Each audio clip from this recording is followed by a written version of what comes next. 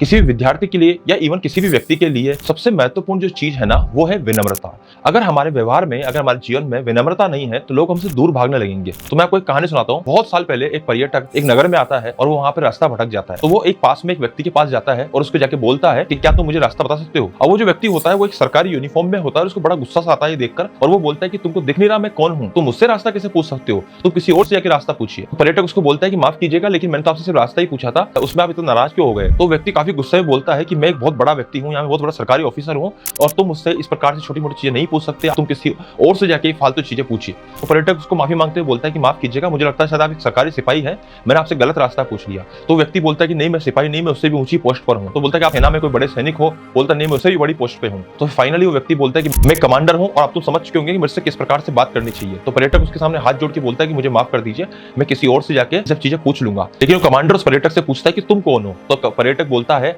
कि असल में मैं भी एक सरकारी व्यक्ति ही हूँ।